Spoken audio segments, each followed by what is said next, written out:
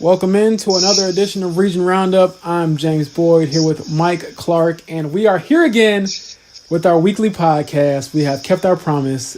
We know things have not been on like a set schedule, but that's because our lives as journalists is not on a set schedule. But Mike, we're here. We are here, and I do have an update on my injury status. So I went to the orthopedic specialist today, and it looks like I'm not going to need surgery on my shoulder, so that's good news, obviously. So in the interest of transparency, I'll throw that out there. So I'm in a good mood about that. And of course, that is our segue to health news on a broader scale, which for the last 10 months has been COVID-19, of course. And as we were saying just before we started the recording here, James, you're kind of snake bit on your games of the week. This is 2 weeks in a row that you had to do a quick pivot to a different game on the day of the game. Yeah, I mean, last week I was supposed to see Crown Point in Michigan City, but then the Michigan City girls shut down due to COVID-19. Right before, that was like 2 hours before the game was supposed to start, 2 or 3 hours before the game was supposed to start. Found out, and I was actually like on my way out the door. Ended up going to Chesterton and Maryville. That was a pretty good game, and Maryville won it. And then this week I was scheduled to go to Michigan City to see them play Valparaiso boys, that is, and the Michigan City boys got shut down. So their girls and boys teams are on hold right now. I spoke to Tom Wells, the Michigan City boys coach, today. He said he isn't sure when the team will be able to come back because they're awaiting some test results and have some contact tracing to do. But yeah, I was really looking forward to that game, Mike, just because I feel like they played two different styles of basketball. Valpo's got Cooper Jones in the middle. They got more size than Michigan City. Then Michigan City has Jamie Hodges Jr., who's the really dynamic guard. But hopefully, that game will get rescheduled. I know a lot of programs now are really honing in on, if they have a stoppage, just getting those conference games in. So I don't doubt that will happen. It's just kind of disappointing, but it's the reality of what we're dealing with. And in that same breath, I guess I'll give you all the weekly COVID-19 update. We are up to 22 of the 44 boys programs having stopped, or had a COVID-19 interruption this season. And on the girls' side, we have 31. I know Portage shut down again this week. And they actually had about, 6 games left, and they canceled all their non-conference games and just kept the DAC games and rescheduled those. So these are the times we're in. We're getting down to the wire where, like I said, we're starting to see actual cancellations. I know people got confused with what that word actually means. But yes, we're in this point now where they're actually, if it's not a conference game, it's probably going to be pretty hard to reschedule it on the girls' side. And then the boys, as we move along, they'll probably see the same thing. So it's just, is what it is, Mike. It's disappointing, but obviously the health comes first. Yeah, and, I will go back to one thing I pitched a while back, which is what is our sense of urgency to finishing the girls' regular season this month. Still don't understand that, especially with the issues that we're still having. Basically the only reason I can think of is we've always done it this way, which, of course, is not a very good reason in any context. And especially in an unprecedented year like this year. But that's not going to change. It's pretty clear. The IHSAA has pretty much made it their policy that they will plow forward. And that's where we're at. We're going to get, basically the girls' playoffs started in about 2 weeks from when we're speaking here and get through that. The boys will have another month of the regular season, and then we go to the boys' playoffs. And and again, as I'd said before, I understand the rationale in a normal year, which is you want to put the girls in the spotlight, not having them compete against boys or against the boys' games rather. And it's a good idea for sure, but it feels like maybe this year it might not be a bad idea to have some flexibility, and especially, if we're canceling non-con games, I don't think anybody's going to really say a lot about that, and maybe even conference games, but is it really necessary to plow forward with the playoffs if it's looking like there's a decent number of teams that can't participate? It's a question I think we ought to at least ask and consider before we say, we go back to the policy that was instituted in the fall, which was if you can't play, you're out. So anyway, that's my 2 cents on that. And unfortunately, we're sticking with the health theme here. One of the top players for West Side, which is boys, that is, which is one of the top programs in the area, Mason Nicholson, is out. And you have an update on that. Yeah, so I did a pretty cool feature story about Jalen Washington and Mason Nicholson, who are West Side's big men. Both of them told me that they're now 6'10", Mike. Jalen wears a size 16 shoe, and oh my goodness, Mason wears a size 18 shoe. Oh wow! Yes, I was. The reason I even included Mason's shoe size in the story that I did was because he was actually trying on shoes when I saw by their practice last week, and he tried on a 17 and a half that didn't fit. So obviously I got a little curious there. But long story short. Please go check that story out. I think it's a really cool story that kind of describes Jalen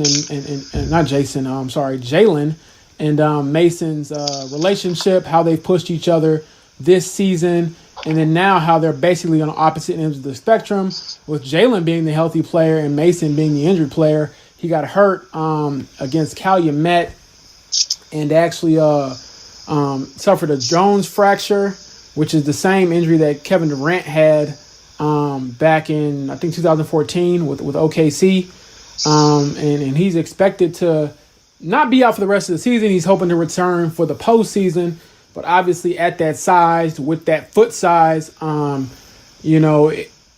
personally feel like it would be pretty remarkable if he were to come back and be a, impact player, just because, the injury history with, injury history, but the history of foot injuries with, big men in basketball isn't that great. And being at that size, I don't know, what was his future of playing college basketball if, they'll say, hey, we want to make this run, but we might have to do it without you. I don't know what that conversation is going to be like.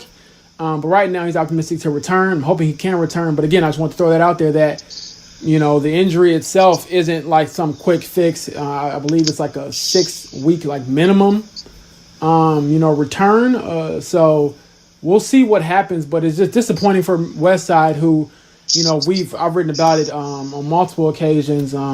That they've kind of dealt with being depleted and being broke down and being without players due to injury. And obviously this year you're trying to navigate COVID-19 from a health standpoint, but you also have to keep in mind that basketball injuries happen as well, so that's really tough. He's having a strong year, but I still encourage you to check out that story because Mason is a cool guy. He's into music, and he actually just started playing basketball 3 years ago. He was at Wirt Emerson for his freshman year.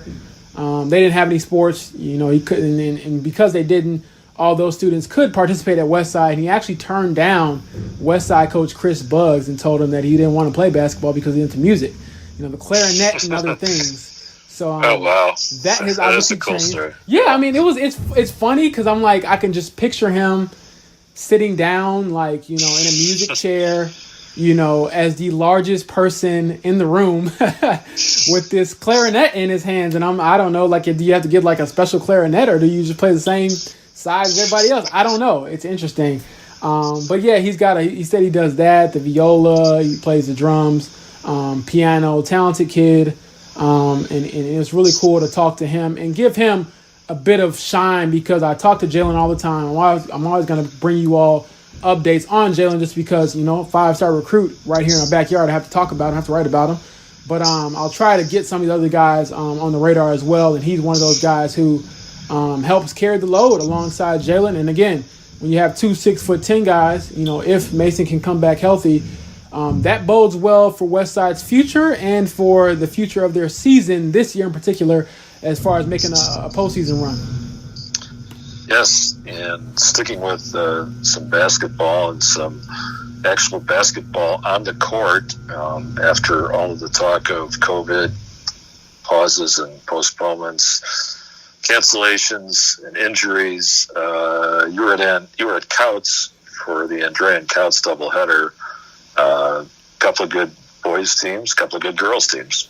Yeah, that was a fun game, Mike. Very interesting process to get in. Andrea has done the same thing at their school, where they have this ticket spigot app, and they send you a complimentary ticket if you're a media, and you have to download it. And I felt like I was like, man, I'm getting old because I'm tired of doing all this stuff. But I fully understand why they want to do it, just to keep track of who's coming in, who's not. But I was glad to be there. I had to watch from the balcony. I was not allowed to sit down on the floor with the fans or any of the scorekeepers, anything like that, which is fine with me. Hey, I'm down to do whatever to mitigate the spread and to keep myself safe. So I had my own little bubble, I guess, up top with not many fans wanting to sit that far away. But it was a good night. The main story I wrote was for the girls. I believe that one actually made it into print. And that's because the girls played first. I would love to get both in print, but with the way our deadlines are set up and the way those games are set up, you don't always get what you want. But I still stayed for the boys game and covered that as well. Andrean girls remained undefeated. They're 13-0. They were neck and neck with Cows for through the first half, but that third quarter, they really turned it up a notch. Julia Schutz, who is a senior for them, she's now 4 points away from 1,000. She had a really good game with 16 points. And actually, she told me she tested positive for COVID-19, and a few weeks ago, she's still rounding herself back into shape. Still can't taste or smell, but she can definitely get buckets. I saw that, so that was a good game. And Allie Capuch for Cowlitz is one of the better players in the PCC. She had a strong game as well, so that was fun to see. And then the boys' side, it was a really good game. I was typing up the girls' story during the boys' game and basically making sure I got my deadline, made my deadline and didn't get too caught up into the game, but I saw glances here and there of some plays being made. It was neck and neck, and actually filed right before the fourth quarter started. Couts hit a 3 right before the end of the third quarter to make it a 1-point game. They were down by 1, but then in the fourth quarter, Andrean just dominated inside. Gabe Gillespie, who's a junior forward for them, 6'5". He's a really good player, Mike. I mean, he's going to be one of the best players in the region, next year. He's already one of the better players this year, but I think with another year under his belt, with his size and skill set, he can shoot from inside. He can shoot from outside. He's got some girth to him. He's a really strong player and someone that I definitely can see playing in college. He ended up with 27 points, several rebounds. Nikki Flesher had 20. He told me he's the best football basketball player in the region.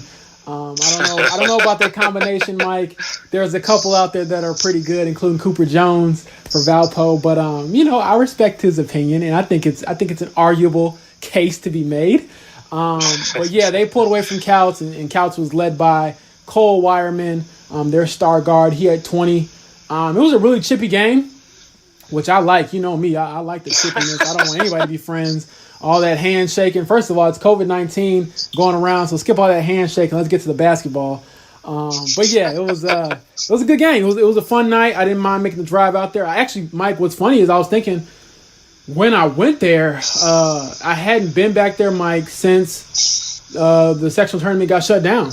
The last time I was at Couts was for the 21st Century Couts Boys Basketball Sectional Championship on March 7th, 2020. And then I believe about a week later, the state tournament got canceled. So, it was kind of eerie going back and then just seeing how much things changed, Mike. Like, man, I remember sitting shoulder to shoulder with, so many people we were all yelling and screaming. Not me, I was doing my job, but I was getting yelled and screamed over during a very, just highly anticipated game.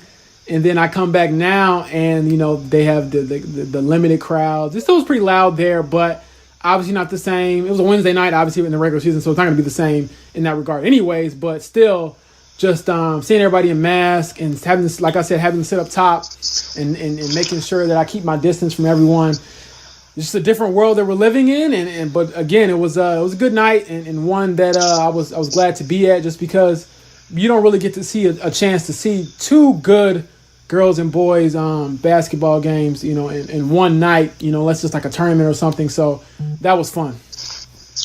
Yeah, and we do have one kind of teaser note, I guess we would call it. A little bit before we started recording here, we found out that Lake Central is getting ready to name a football coach. They're having a board meeting coming up early next week. We're recording this on Friday, so I don't know when you're going to hear this, but early in the next week, Lake Central will have a school board meeting. They're expected to approve the administration's recommendation for a football coach.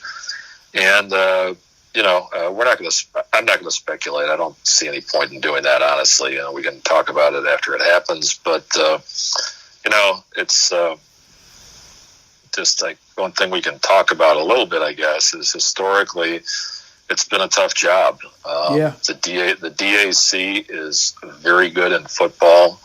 It's pretty top heavy with, right now, you got teams like Valparaiso, Maryville, Chesterton, Michigan City, I would say, Crown Point. Crown Point is actually looking for a new coach also. Kevin Enright stepped down after leading the Bulldogs to 3 sectional titles. And for the teams that are kind of, trying to get into that first tier of the DAC, it's not an easy thing to do. I mean, you're talking about big schools with good facilities. And not that Lake Central doesn't, although Lake Central's facilities were an issue for a while. I don't think they're an issue as much as they used to be, but definitely there was a time when Lake Central's facilities were not up to the standards of some of the other DAC schools. And I don't think I'm, calling anybody out on this. I think it's pretty common knowledge. So whoever does come into that job will have better facilities. It's beautiful over there now, man. They have everything. It is an engaged fan base. I think it's fair to say, and there's definitely some athletes in the school, and I think that might be one of the tough nuts to crack for them is, in a school of that size, over 3,000 kids, clearly you have some pretty good athletes, and they've got, talent in some other programs. I mean, the baseball program has been excellent in particular in recent years. Yep. Boys soccer is, on the boys side, baseball and boys soccer have been really good. Boys basketball is certainly competitive. So you would think that whoever comes into that job, if they can tap into some of the athletes that maybe aren't playing football, maybe if those athletes start playing football in addition to their other sports, maybe they can make a move, because and one thing I can say, getting back to the fan base, the fans, I think don't really understand why Lake Central isn't better at football, and I think that's a fair thing to say. Nothing against any of the people who've been running the program, but they have a higher expectation there for sure. And we'll see who it is. We've heard a few rumors, and again, I don't want to throw any names out there, but there's some interesting names being floated. We don't know really, whether it's just rumors or some actual interest, whatever. But it'll be interesting to talk about next week in any case. Yeah, I can tell you right now that the new coach at Lake Central won't be me or you. So there's that. I know you're really, gearing up to get back on that gridiron, Mike. But I think that that'll take some time before, I figure I'll picture you at an Illinois football game on the prep side before I see you as a coach. But and we don't know when that's going to happen. Although there is a small ray of light. Let's throw a little real quick update there. It looks like not low risk winter sports may resume in some parts of the state. The way it's a little bit differently set up in Illinois than it is in Indiana. The state is divided into, I believe, 11 regions, and there are different tiers of mitigation, basically, in each of the regions. Peoria, Rockford, and Southern Illinois, I believe, are the ones that are doing the best, so they may be getting back into low-risk winter sports very soon, and also contact days for medium-risk sports for whatever the season. It's a step forward. It's interesting, as we've talked about, at length, understandably, on the Indiana side about where we're at, and Indiana has made the decision to proceed, understanding that there will be hiccups along the way. And Illinois players, coaches, fans, are really hoping that something happens, because it is now the middle of January and the clock is ticking, and we cannot. It's not realistic to wait much longer to resume sports, especially if you're talking about a sport like football, for example, where the 2021 season is going to start in August, and trying to play football starting, whenever, March, April, and then coming back and playing a full season starting in August. It's a tough thing to ask of a 16 and 17-year-old kid, to play that much football in that short a time span and not have the recovery time. Some of the other sports are a little bit different, obviously. There's kids who play basketball, 365, as we know. And that's probably not as much of an issue there. Some other sports, baseball, softball, soccer go pretty much year-round, at least for conditioning and, and some indoor stuff as well. But, yeah, I hope that Illinois comes back, because it's a big deal. And as we've said here more than once, sports is important. High school sports are very important to the community. They tie a community together, and it's something that really binds us in a time like this, when people are going through tough times, and to have a little bit of release, to step away from the realities, the harsh realities of life, and to have a chance to to spend an hour and a half in a gym, like you said. It's a happy place for so many of us, and we hope that the Illinois kids get to go back to their happy place at some point. Yep. So on that note, we'll make sure to check in with you all next week. I won't guarantee a day, just because, like I said, my life changes every second of every day. But until then, you all stay safe, keep wearing a mask, and hopefully we'll check back in with you soon with, some more good news rather than the mundane, repetitive news of COVID-19.